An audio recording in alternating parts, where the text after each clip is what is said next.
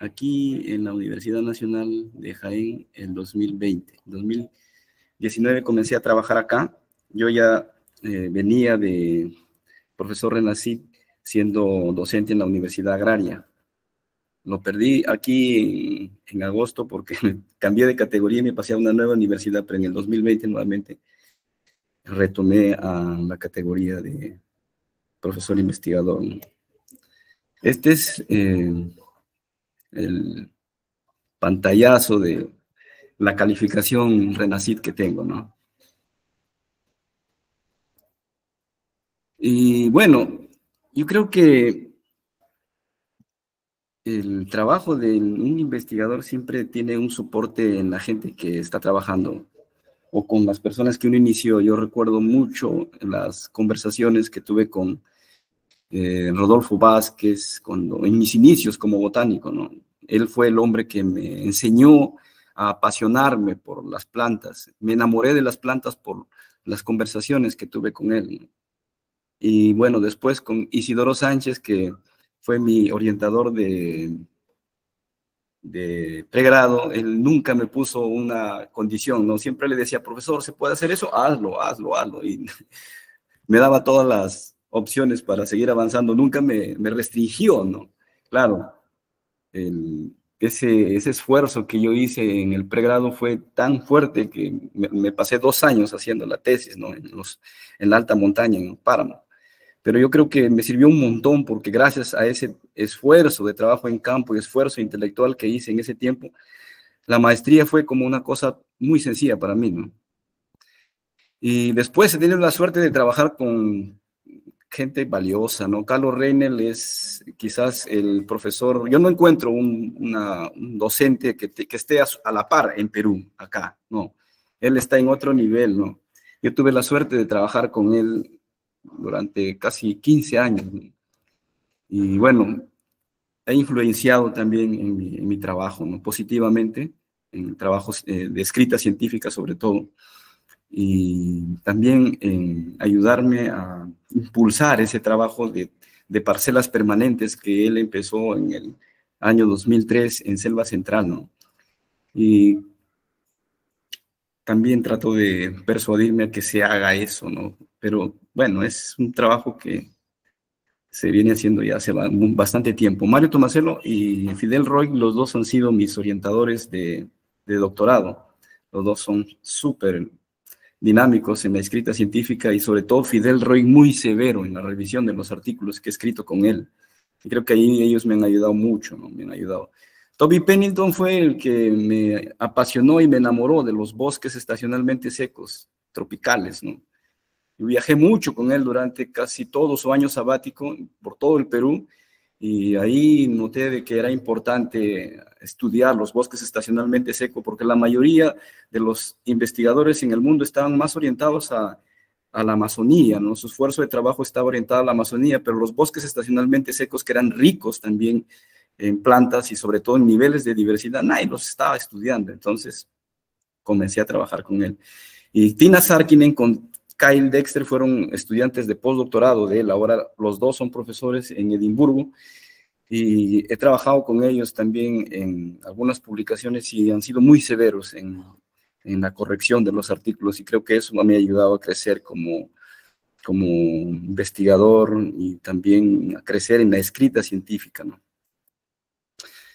Aquí actualmente yo estoy dirigiendo 2 proyectos, no soy el investigador principal, uno se llama Influencia del Cambio Climático en la frecuencia de sequías y fenómeno del Niño mediante el análisis de anillos de crecimiento de árboles de bosques estacionalmente secos del norte de Perú. Está financiado por Prociencia, ya debe cerrar ahora en diciembre. Sin embargo, tengo problemas con el gasto del dinero y tengo que extender los plazos, porque todo ya lo he cumplido, tengo el trabajo de campo hecho, y tengo los documentos ya también terminados, pero me falta gastar el dinero. Entonces tengo que pedir una extensión del proyecto. Tengo otro proyecto financiado por la Universidad Nacional de Jaén, que se llama Cambio Climático y su influencia en la variabilidad climática revelada en los anillos de crecimiento de árboles de 3 biomas. He cerrado ya el primer hito de este proyecto y nos falta un 3, ¿no? Son 30 meses este proyecto. Soy co-investigador de estos dos proyectos. Uno se llama Influencia de los cambios ambientales en la composición florística y funcional de los bosques montanos y premontanos de la selva central, que lo financia Prociencia. Es un proyecto de $500,000 donde trabajamos colegas de Alemania, Ecuador, de acá de Perú. Y a mí como co-investigador me ha tocado dirigir una tesis donde trabajamos los rasgos funcionales de especies más abundantes y frecuentes de la selva central. Y este otro proyecto que es conservación integrada de 3 especies, ¿no? De los bosques estacionalmente secos del Valle del Marañón. Como co-investigador participo acá con Prados y Argentea, y el financiamiento se obtiene de Franklinia. La líder de este proyecto es Noelia Álvarez, que trabaja en conservación internacional de jardines botánicos, ¿no? En el BGCI en Inglaterra. Y en este proyecto es la profesora Sonia Palacios, de la Universidad Nacional de Agraria La Molina. También formo parte de estos 3 grupos, ¿no? Son redes mundiales, ¿no? La Red de Diversidad de Árboles de la Amazonía, que lo lidera Hunter Stech, de belga. Está Forest Plots, que recoge todos los trabajos de parcelas permanentes en el mundo, de África, de Asia, de Sudamérica. Y la cabeza es la Universidad de Leeds, donde trabaja Oliver Phillips. Él es el líder de este proyecto. Y DryFlor, que es la Red Latinoamericana de Diversidad de Estudios de Bosques Estacionalmente Secos, ¿no? De Sudamérica. Aquí DryFlor lo lidera Toby Pennington, que estaba más arriba en una de las fotografías. Él trabaja en la Universidad de Exeter, en Inglaterra. Él es el líder de esta red, pero ahí estamos varios colegas de Brasil, de Colombia, de Ecuador, de Bolivia, de Perú, Venezuela, trabajando, ¿no? Para impulsar, mejorar el conocimiento de los patrones de diversidad, de endemismos, de composición florística y cómo los bosques están cambiando, ¿no? Y se están adaptando al cambio climático. Eso tratamos de querer entender en este grupo. Tengo un semillero de investigación, el semillero de investigación en ecología y restauración de ecosistemas. Ya desarrollamos actividades desde el 2009, ¿no? Hemos hecho casi en el 2020, hemos hecho 3 eventos de conferencias por expertos en flora, en aves, en herpetología también, y en uno último que hicimos en coleópteros, ¿no? Ahora tenemos en noviembre un evento nuevo que lo va a dictar el profesor Fidel Alejandro Roig, de la Universidad del Cuyo. Él es un especialista en dendrocronología, creo que es uno de los mejores de Sudamérica y a nivel mundial muy reconocido. Él nos va a dar una charla ahora en noviembre. Y GIMBio, que es mi grupo de investigación para el monitoreo de la biodiversidad. Aquí lo conformamos 3 docentes, perdón. El profesor Sánchez, de la Universidad Nacional de Jaén, el profesor Duberly, de la Universidad de Chota, y el quien habla, y todos los estudiantes que en una etapa eran parte de CIERE, ahora que ya son tesistas, están dentro de GIMBio, que también se traslapan las actividades con mi semillero. Bueno, aquí están. Yo voy a hablar de las publicaciones que tengo en los últimos 6 años, no voy a hablar de las que están atrás, porque yo comencé a publicar desde el 2000, mi primer artículo fue el 2006, el estado actual de la vegetación de los páramos, que publiqué en Ecología Aplicada de la revista de la Universidad Nacional Agraria La Molina. Esto es el 2016. Aquí nosotros hicimos en este trabajo inventarios botánicos rápidos y parcelas temporales, alrededor de 96 parcelas temporales y más de 124 inventarios botánicos rápidos a lo largo de la gradiente geográfica y altitudinal, con el propósito de conocer cuáles eran las áreas que tenían más altos niveles de diversidad y más altos niveles de endemismos, porque en aquel tiempo había el interés de construir represas a lo largo del recorrido del río. Entonces nosotros queríamos saber cuáles eran las especies endémicas que posiblemente iban a ser afectadas por la construcción de las represas. Por buena suerte no ocurrió eso, ¿no? En el 2017, bueno, está mi tesis. De mi tesis hay un libro y 3 artículos científicos que por acá los voy a hablar. En el 2018, como grupo de investigación, aquí fue la red de inventarios de árboles, o de red de diversidad de árboles de la Amazonía, los que participamos en este trabajo, ¿no? Como colaboradores por la cantidad de parcelas que nosotros hemos establecido. Estos datos pasan a estos trabajos y somos parte de la publicación, ¿no? Entonces, este colega Víctor Gómez hizo un trabajo donde él quería comparar los modelamientos que se hacían solamente con datos de presencia, pero a través de colecciones de herbarios, versus datos de presencia, pero con parcelas, o sea, a través de parcelas permanentes con datos de abundancia. Entonces, este trabajo fue muy interesante para confrontar esos dos tipos de procedimientos, que hay todo, pues, una corriente fuerte por el modelamiento solamente con datos de herbario, ¿no? Entonces, aquí él quería ver qué tan precisos son esos datos, ¿no? En el 2019 publiqué este artículo en la revista de Dendrocronología. Era la caracterización anatómica de 4 especies, de 3 especies endémicas y una especie de amplia distribución: Anadenantera colubrina, Esembeckia cornuta, Cedrela colapensis y Cordia iboguana. Trabajamos aquí en este artículo que se publicó en Dendrocronología. Después, en el 2019, Hunter Stech publicó este artículo también en base a las parcelas que todos estamos colaborando en esta red, y él quería demostrar qué tan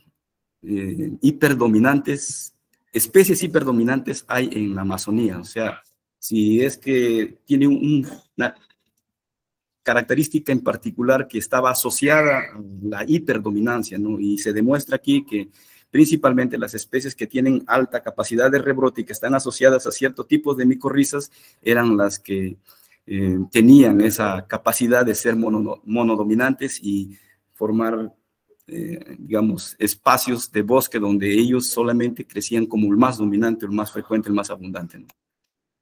En el 2020 publicamos este libro conjuntamente con mi orientador, que era Mario Tomasello Filo. En el 2020 fue financiado por la Universidad Nacional Agraria de La Molina, y justo me venía para acá a trabajar, pero bueno, ya estaba comprometido el libro. Este artículo que lo publicó Danilo Neves, que trabaja en la Universidad Federal de Minas Gerais. Aquí él quiere demostrar que la diversidad evolutiva de árboles está asociada a la precipitación, ¿no? Entonces, ya se había demostrado en los bosques tropicales de que la diversidad de árboles se encuentra en donde hay buenas características del suelo, o el suelo es muy rico en nutrientes, pero además estaba asociada también una alta precipitación. Entonces, él quería demostrar si se cumplía esa hipótesis, ¿no? Entonces, él demuestra acá que más bien en localidades donde la precipitación es intermedia es donde ocurre más diversidad evolutiva, ¿no? En el 2020, aquí Robin Fernández Hilario, él fue estudiante de la Universidad Nacional Agraria, quería ser programador, pero un día me dice: José Luis, se gana plata de botánico, me dice, ¿no? No se gana plata, pero vives feliz. Así viajas por todo el Perú, no te falta, vives cómodo, ¿no? Y también él se apasionó por las plantas, ¿no? Claro, hay más conversaciones que hemos tenido, ¿no? Para que él decida finalmente ser botánico. Y él en la actualidad es uno de los referentes de la flora leñosa de Perú. Muy jovencito, pero está dando buenos pasos, ¿no? En ese tiempo él publicó 2 nuevas especies de magnolia de los extremadamente amenazados bosques montanos del norte de Perú. Y como había ya publicado 3 especies nuevas de magnolias para Perú, él me me comentó de que quería, y ella, tuve una charla, pero estoy acá, pasa, pasa. Y él me pidió pues que le acompañara en ese trabajo y fuimos al campo a hacer la colección del material y de paso hicimos las descripciones, ¿no? Claro, la corrección también, ahí le ayudé mucho, que colega. En el 2020, Tobias Fremont, él es un colega de un francés que estaba estudiando el doctorado y necesitaba información de los bosques estacionalmente secos porque él estaba trabajando en Ecuador y acá en Perú para su tesis y se publicaron artículos científicos y libros, ¿no? Acá está que él trataba de mapear la vulnerabilidad de las especies de los bosques estacionalmente con múltiples amenazas, ¿no? Y que podrían servir como guías para la restauración de los bosques estacionalmente secos. Y en realidad la que trabajó la tesis fue esta colega, ahora en ese tiempo era Luna Gutiérrez, que desarrolló la tesis, ¿no? Que era parte de este trabajo y un capítulo del trabajo de Tobías. En el 2020 se publicó también con los datos de las parcelas de todos los que estamos aquí en esta red. Hunter Stech ya había tenido una observación bien severa en el primer artículo que había publicado en el 2016, la lista de los árboles de la Amazonía. Y en ese tiempo él le falló algunos filtros y su lista fue muy observada por un grupo de expertos también, taxónomos de plantas. Y en esta vez él ya trató de afinar más todas esas observaciones que tuvo y propuso un número de especies que crecían o que estaban aquí, los niveles de diversidad de plantas que tenemos en la Amazonía. En el 2020 se publicó la caracterización de los anillos de crecimiento de los árboles de Perú, ¿no? Es una publicación que resultó de mi tesis de doctorado. Varias de las especies que nosotros colectamos entre los bosques estacionalmente secos, premontanos húmedos, premontanos secos, montanos muy húmedos y de la Amazonía, alrededor de 183 especies hicimos la caracterización de los anillos de crecimiento para que sirva como una herramienta para decidir qué especies se pueden utilizar para trabajos en dendrocronología. Entonces acá hay una lista de las plantas que tienen alto potencial y especies que tienen bajo potencial para estudios de dendrocronología. Y acá hay otro artículo que publicó Tobias Fremont, el valor del conocimiento del ecológico local, como una guía para la selección de las especies de árboles de bosques estacionalmente secos para restaurar. Entonces acá él, en función del conocimiento local, todas las informaciones que recibió en las comunidades donde él hizo las entrevistas, él decide, ¿no?, por un grupo de especies que se podrían utilizar para la restauración de bosques estacionalmente secos. Es un trabajo que se presentó en otra revista también importante, todos de alto factor de impacto, a propósito no estoy mencionando eso, de factor de impacto 2 hasta más o menos 10, hay acá de esas revistas que estamos hablando. Este es un artículo que se presentó en Frontiers, que es la regeneración natural en localidades donde se había realizado minería por oro, ¿no? Principalmente en Madre de Dios. Y lo que se quería saber acá, cuáles eran la lista de las plantas que tenían muy buena capacidad de regenerarse naturalmente sin la intervención del hombre, ¿no? Porque hay ciertas plantas que ocupan estos espacios donde ya están degradados por minería, pero no se sabía, ¿no?, en qué edades ocupaban estas especies. Entonces se evaluaron áreas abandonadas por minería desde 2 años hasta 35 años, y nosotros ahí proponemos una lista de especies para los diferentes años, ¿no?, con el propósito de restaurar áreas degradadas por minería. Y en el 2021, este es también un artículo donde participamos todos los que estamos en Forest Plots, ¿no? Fue liderado por colega Oliver Phillips, ¿no?, tomándole el pulso a los bosques tropicales del mundo, ¿no?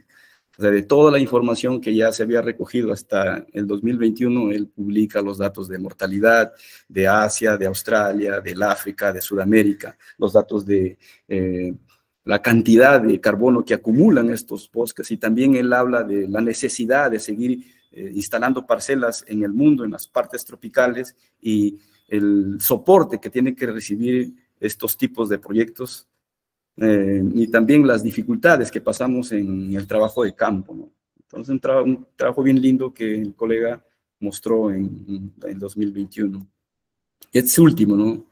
Este se ha publicado recién, hará unas semanas o 2 semanas atrás, patrones geográficos de la dispersión de árboles, los modos de dispersión de árboles en la Amazonía y las correlaciones ecológicas. Aquí el colega quiere demostrar cuáles son, digamos, cuáles son los patrones de dispersión que están asociados a ciertas variables, ¿no? Por ejemplo, las especies que se dispersan por el aire sí se asocian fuertemente con las variables climáticas, sobre todo con el viento, ¿no? La velocidad del viento. Y también aquellas especies que, por ejemplo, tienen, no hay una asociación fuerte entre aquellas especies que son dispersadas por socoría, ¿no?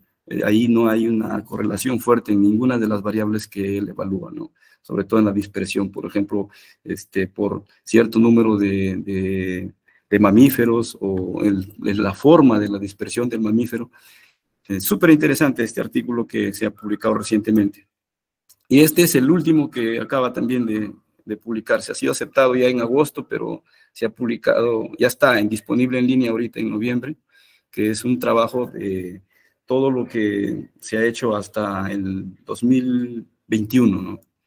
Todos los datos de parcelas que se habían hecho en el Urubamba, en el río Tambo, en el Guayaga, aquí en el Valle del Marañón, en todos los bosques estacionalmente secos del lado occidental, Tumbes, Piura, Lambayeque. Toda la información disponible de parcelas se ha incluido en este artículo. ¿Para qué? Para hacer un análisis, ¿no?, de los patrones de diversidad y las relaciones florísticas de los bosques estacionalmente secos de Perú. Entonces, aquí es un documento que va a servir de base para la toma de decisiones, ¿no? Y poner en contexto que no solamente tenemos bosques estacionalmente secos en la costa, también tenemos bosques importantes en los valles interandinos y los totalmente desconocidos bosques estacionalmente secos del lado oriental, ¿no?